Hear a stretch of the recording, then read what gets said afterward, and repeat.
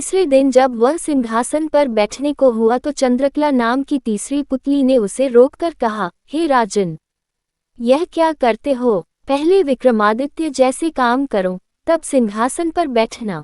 राजा ने पूछा, विक्रमादित्य ने कैसे काम किए थे? पुतली बोली, लो सुनो। तीसरी पुतली चंद्रकला ने जो कथा सुनाई वह इस प्रकार है। एक बार पुरुषार्थ और भाग्य में इस बात पर ठन गई कि कौन बड़ा है। पुरुषार्थ कहता कि बगैर मेहनत के कुछ भी संभव नहीं है, जबकि भाग्य का मानना था कि जिसको जो भी मिलता है भाग्य से मिलता है, परिश्रम की कोई भूमिका नहीं होती है। उनके विवाद ने ऐसा उग्र रूप ग्रहण कर लिया कि दोनों को देवराज इंद्र के पास जाना पड़ा। झगड़ा बहुत ही पेचीदा था, इसलिए इंद्र भी चकरा गए। पुरुषार्थ को वे नहीं मानते जिन्हें भाग्य से ही सब कुछ प्राप्त हो चुका था।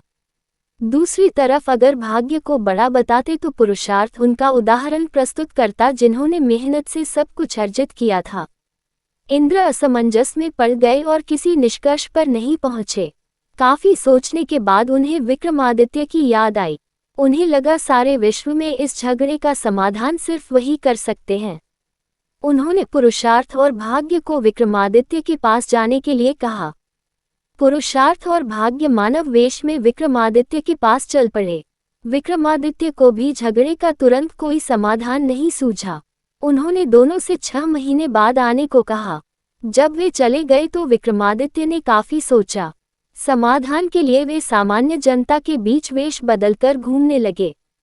काफी घूमने के बाद भी जब कोई संतोषजनक हल नहीं खोज पाए तो दूसरे राज्यों में भी घूमने का निर्णय किया। काफी भटकने के बाद भी जब कोई समाधान नहीं निकला तो उन्होंने एक व्यापारी के यहाँ नौकरी कर ली। व्यापारी ने उन्हें नौकरी उनके ये कहने पर दी कि जो काम दूसरे नहीं कर सकते हैं वे कर देंगे।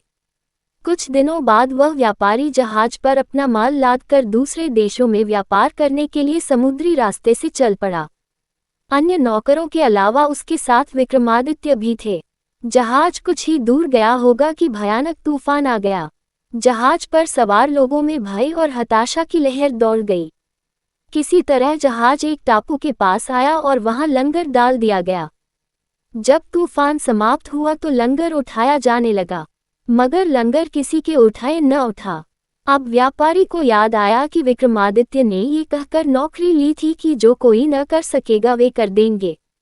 उसने विक्रम से लंगर उठाने को कहा।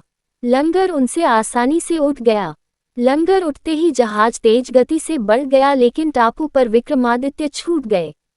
उनकी समझ में नहीं आया क्या किया जाए। द्वीप पर घूमने फिरने चल पड़े। नगर के द्वार पर एक पट्टिका टंगी थी जिस पर लिखा था कि वहां की राजकुमारी का विवाह पराक्रमी विक्रमादित्य से ही होगा। वे चलते चलते महल तक पहुंचे। राजकुमारी उनका परिचय पाकर खुश हुई और दोनों का विवाह हो गया। कुछ समय बाद वे कुछ सेवकों को साथ ले अपने राज्य की ओर चल पड़े।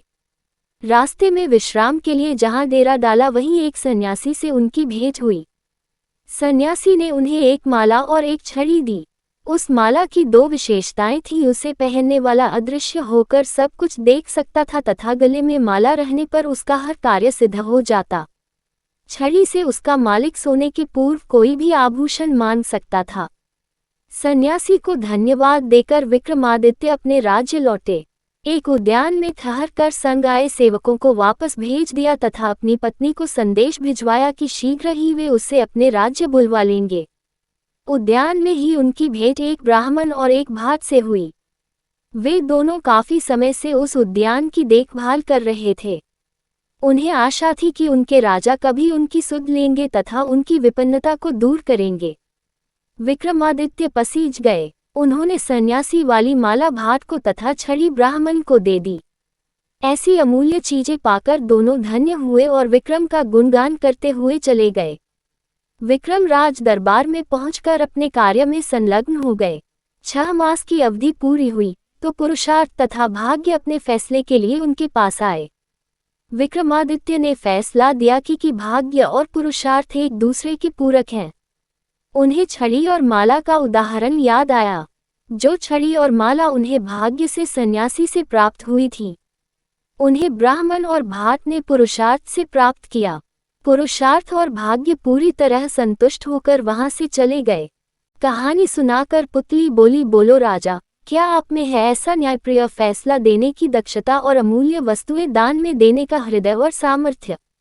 राजा फिर सोच में पड़ गए और 3 दिन भी सिंहासन पर नहीं बैठ सके।